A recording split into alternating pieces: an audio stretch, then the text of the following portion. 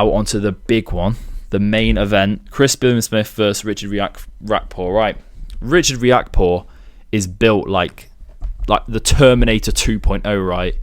He's built like what the Terminator would be sent to kill the old Terminator. Like, he's an absolute machine.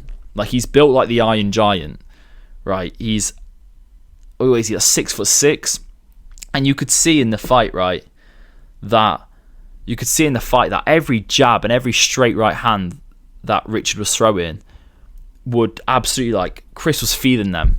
You know, Richard wasn't using them to find range or like just get distance with it. Every jab he threw was cutting straight through Chris Billiam-Smith's guard. But then as the rounds progressed, and Richard slowed down a bit, Chris was landing like combinations, landing to the body, mixing his shots up.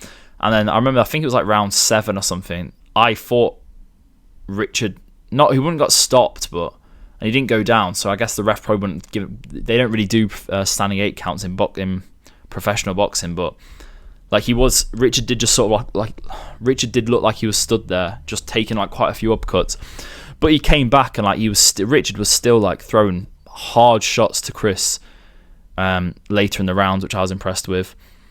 There was a lot of clinching in this fight, and this I kind of want to go into it, and I'll talk about it in a few seconds about clinching, but they need to find something productive to do with clinching other than just simply just the ref interjects and then separates them, because I'm counting like sometimes 15 seconds where they're not punching, they clinch, 15 seconds goes by while the ref separates them and then they start again.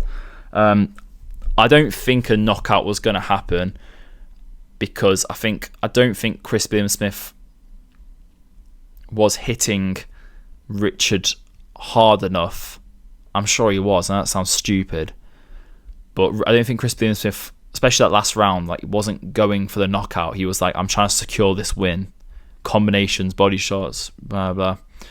Richard Riakporhe obviously later realised that he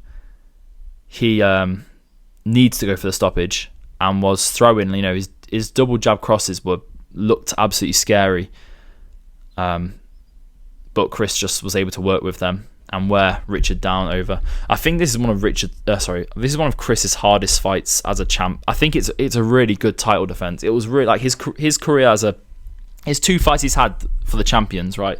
Beating Lawrence Okolie, dropping him like 2 or 3 times, and then unanimously defeating and getting almost revenge on Richard Riakporhe was a good win.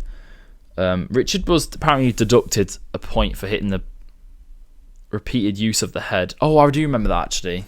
Yeah, I mean, I still think Chris